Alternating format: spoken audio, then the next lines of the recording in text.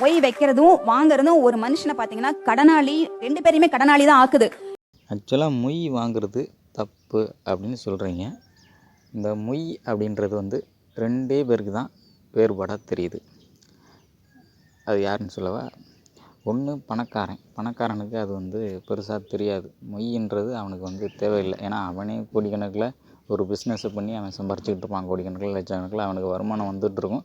அதனால் அவன் வீட்டில் ஒரு ஃபங்க்ஷனோ ஒரு விசேஷம் வைக்கும் பொழுது அவனுடைய உறவினர்கள் வந்துட்டு அந்த மொய் அப்படின்ற ஒரு விஷயம்லாம் வைக்க மாட்டாங்க. அது வந்து ஒரு ஃபங்க்ஷனாக மட்டுமே இருக்கும். கிராண்டாக அவங்க பண்ணுவாங்க. அவங்களோட சொந்த செலவை வச்சு பண்ணுவாங்க. ஆனால் ஏழை அப்படின்றது வந்து அப்படி இல்லை. ஏழை மக்கள் வந்துட்டு அந்த ஒரு ஃபங்க்ஷன் வச்சா அந்த ஃபங்க்ஷனுக்கு செய்யக்கூடிய செலவுகள் அப்படின்றது வந்து கடன் வாங்கி தான் அந்த செலவுகள்லாம் செய்கிற மாதிரி இருக்கும்.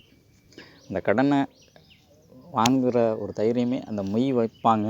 அந்த மொய்யை வச்சு அந்த கடனை வந்து நம்ம இப்போ அவங்களுக்கு வந்து திருப்பி கொடுத்துர்லாம் அப்படின்ட்டு அந்த மொய் அவங்களுக்கு வந்து பெரிய விஷயமாகப்படுது.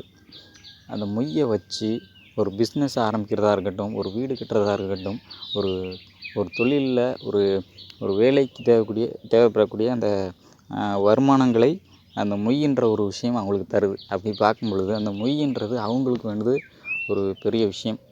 அந்த மொய் இல்லாமல் அவர்கள் எந்த ஒரு ஃபங்க்ஷனையும் எந்த ஒரு விழாக்களையுமே வச்சு நடத்த முடியாது. இது வந்து அவங்களுக்கு ஒரு பெரிய சவாலாக இருக்கும். அந்த மொய்ன்றது வந்து கிடைக்கல அப்படின்னா அவங்க கை காசை போட்டு பண்ண முடியாது. அவங்களுடைய வருமானம் வந்து அவ்வளோதான் அவங்களுக்கு இருக்காது. அவங்க ஒரு கிராண்டாக ஒரு விஷயத்த பண்ணணும்னா சில பேர்கிட்ட கடன் வாங்கி அப்படி பண்ணுற மாதிரி தான் இருக்கும். அப்படி பார்க்கும் பொழுது அந்த மொய்ன்ற விஷயத்த வச்சு அவங்க வந்துட்டு அந்த கடனையும் வந்து அவர்களுக்கு திருப்பி கொடுக்கலாம்.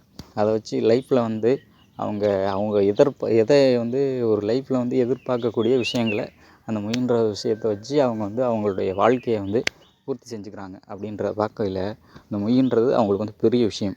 இந்த பணக்காரன் அப்படின்றத விட்டுருங்க. பணக்காரனுக்கு வந்து அது ஒரு பெரிய மேட்டராகவே இருக்காது. அவன் ஒரு வீட்டில் ஃபங்க்ஷன்னா அவனுக்கு அவனுடைய ஒரு சொந்த உழைப்பில் வரக்கூடிய அந்த வருமானத்தை வச்சு அவன் எல்லா ஃபங்க்ஷனையும் நடத்திக்கிடுவான். ஆனால் இங்கே ஏழை அவர்கள் அப்படிப்பட்டவர்கள் இல்லை. அப்படி பார்க்கையில் அந்த மொய்ன்றது வந்து பெரிய ஒரு விஷயமா இருக்குது. அதை வந்து நீங்கள் நினச்சிக்கிட்டு இருக்கீங்க. எப்போயாவது எவனாவது ஒருத்தன் ஒரு நிலைமையில் ஒரு ஃபங்க்ஷன் வைக்கும்போது அவனுடைய அந்த மொய் கணக்குகளை வந்து மற்றவங்களுக்கு வந்து செய்கிற மாதிரி இருக்கும்போது அது வந்து ஒரு பெரிய விஷயமாக இருக்காது.